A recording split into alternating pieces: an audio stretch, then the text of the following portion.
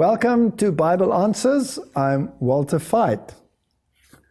We have a question here with regard to the last Pope and Satan's impersonation of Christ predicted.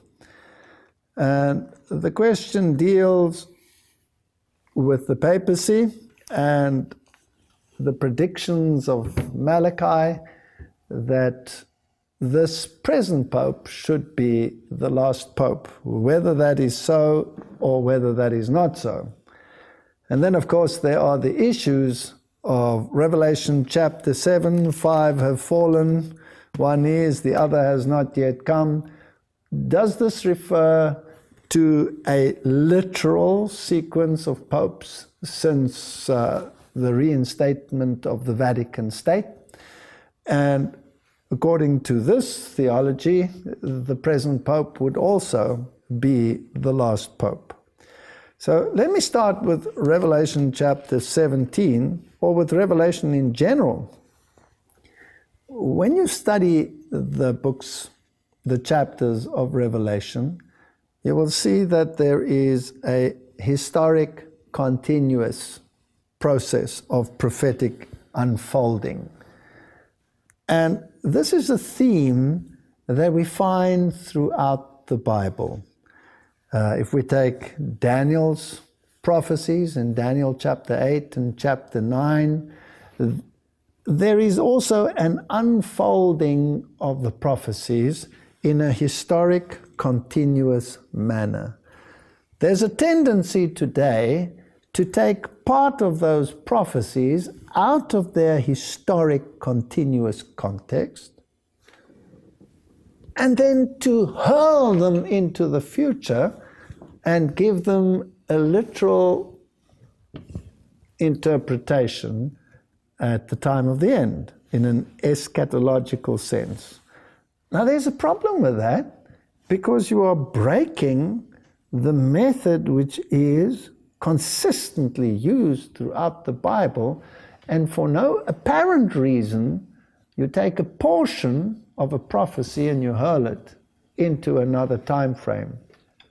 Now, if that applies to Daniel chapter 8 and 9, then it must apply to Revelation chapter 17 as well.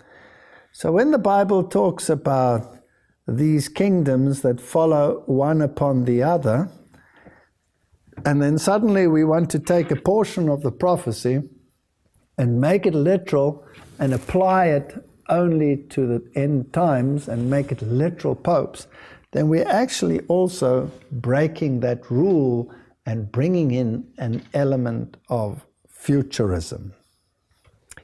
So how do we solve this impasse? If we stick with the historic, continuous, then you have successive kingdoms coming one after the other, and in the end you have a kingdom which receives a wound, disappears, has a is stage, a is not stage, rises again. And in fact, there are a number of DVDs that you could watch. One of my own ones on this issue is A Woman Rides the Beast. And that deals with these issues. Now, is this one the last Pope? If I had to say yes, categorically yes, then I would also be dabbling in this futuristic interpretation where I've taken a portion of a prophecy and made it literal. Don't get me wrong, I would love it if this were the last Pope, and I certainly hope that those who have this interpretation are absolutely right. But what if it fails? If I am rooted in historic continuous interpretation, it wouldn't shatter my hopes, it wouldn't shatter my theological picture, and I'd be no worse off than I was before. If I ever make them literal and things don't turn out as I would hope that they should turn out, then my faith could be in trouble. So I suggest we stick to the historic continuous interpretation, and we see how it pans out. If God in His mercy allows history to continue and there are more popes to come, then it wouldn't change the picture, because we're not bound by people or particular popes at a particular time. What we are bound by then is a prophetic scenario, an event orientation.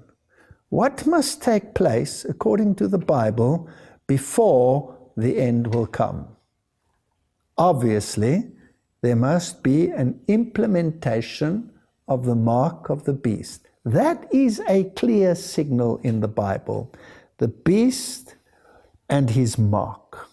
The beast out of the sea, the beast out of the earth. The beast out of the earth will introduce the legislation which will honor the first beast. So the Protestant world will enact and enforce, together with the old world, legislation to bring about a decided decision. Are we standing with the commandments of God, or are we standing with the commandments of men? Are we going to acknowledge God as our Creator and our Redeemer by keeping the Sabbath, or are we going to acknowledge the authority of the Roman Catholic Church by keeping Sunday? Those are the issues that face us, and not whether this Pope or that Pope is reigning at a particular time. I hope that puts it in perspective. But as I said in the beginning, should they be right, I would be the first one to be overjoyed.